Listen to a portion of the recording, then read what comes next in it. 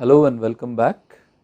In this lecture, we are going to see an example C++ program that uses most of the features of C++ programs that we have learned so far.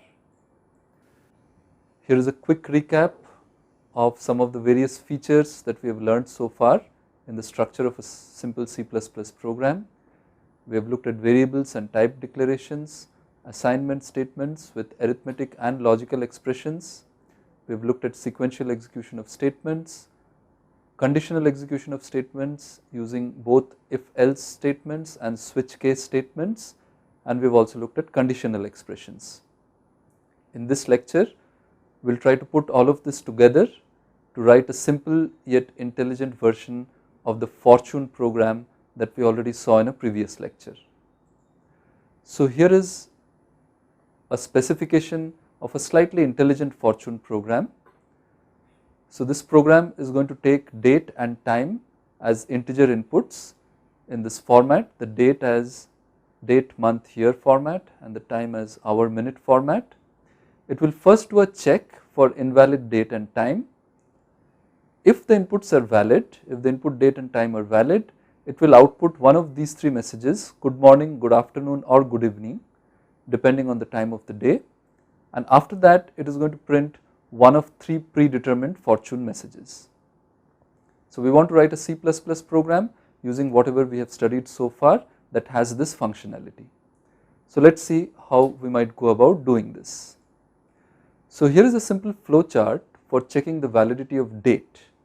We can read the inputs, date in date, month, year format and time in hour, minute format, and then from the date that is read we can compute the calendar date part of it, which is just the 2-digit date part of it, the calendar month part of it, the 2-digit M part of it, and the calendar year part of it, which is the 4-digit year component of the date.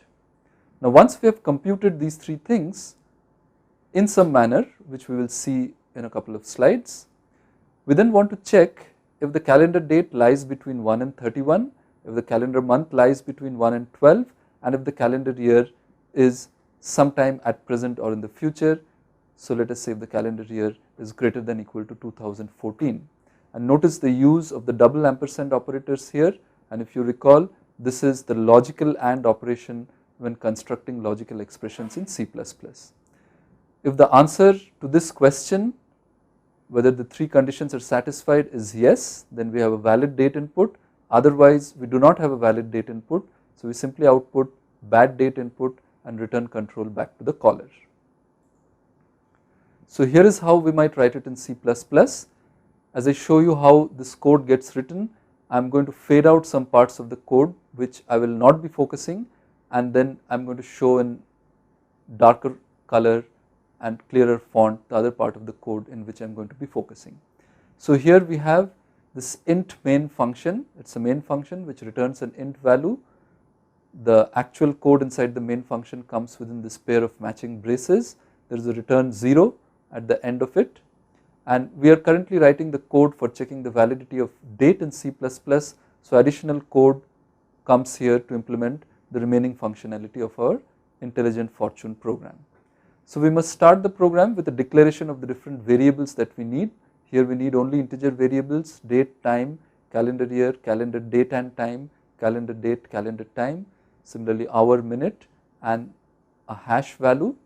These three things are going to be used in a later part of the program. Next we output this message: give date in the date, month, year format and time in hour, minute format, and then we read in the date and time, and here I have inserted a comment to show how a date and time that is read in is going to be processed later on. So this comment, as you will recall, is not processed by the C compiler, but it may be very useful to tell the reader of this program how the logic of this program works. So let us say that the date that we have read in is 27 July 2014, and let us say the time is 1:45 p.m. So the next thing that we are going to do is we are going to extract the calendar year from the date that we have read in. Now given an integer like this, if we take its remainder when divided by 10 raised to 4, we will get the last 4 digits, which is the year. So that is what I have done here using the percent or the remainder operator, and the quotient will be the date and month part of it. So for example, if this was my input and if I divide it and I obtain the quotient, I would get 2207. Now from this date and month I want to extract the month, which is the remainder when I divide it by 100, the last two digits, and similarly the date part of it is the quotient on dividing by 100, which are the first two digits. So this is how I am going to extract the calendar year, calendar month and calendar date from the date that has been read in. So notice I am using different kinds of arithmetic operations here. So these are arithmetic expressions as we have studied, and these are assignment statements that are executed in sequence. After I have calculated these quantities, I can now do my check. If the calendar date is greater than 31 or less than 1, if the calendar month is less than 1 or greater than 12, or if the calendar year is less than 2014. Notice I am building a logical expression here using this double bar operator, which is the logical OR operator. So if any of these conditions evaluates to true, then the logical OR of them evaluates to true, and then I output bad date input, print an end of line and return control back to the caller with a return value of -1. So notice that I have used -1 here and 0 here. This is because when I return from here, the caller can perhaps figure out from the return value that something wrong happened, whereas here everything went right. Now how are we going to check the validity of time? So just like for the date case, from the time in the hour minute format that we have written, we are going to compute the hour and the minute part separately, and we are going to check whether the hour lies between 0 and 23 and the minute lies between 0 and 59. If so, we have got a valid time input, otherwise we are going to output bad time input and return control back to the caller. So this is how we are going to do it in the program. Notice I have hidden the declarations and code for checking validity of date because we have already seen that. We are now focusing on this. We calculate the hour and the minute by basically dividing by 100 and calculating the remainder, and as a running example provided within comments, if the time was 13:45, then I get the hour as 13 on dividing by 100 and taking the quotient, and I get the minute as 45 on taking the remainder on dividing by 100. And then I perform this check. If hour is less than 0 or greater than 23, if minute is less than 0 or greater than 59, I say bad time input, print an end of line and again return -1 to tell the caller that something bad has happened. What do we do after that?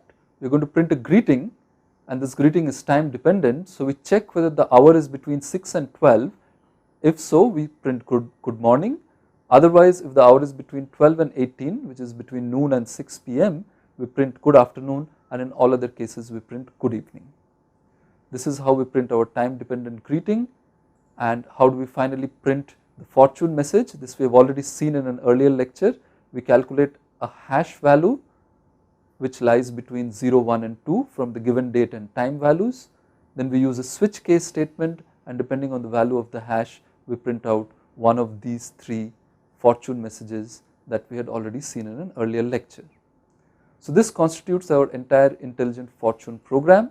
In summary, we were able to write a simple yet interesting program that used integer variables, assignment statement with arithmetic expressions, logical expressions were used in the conditions of if statements.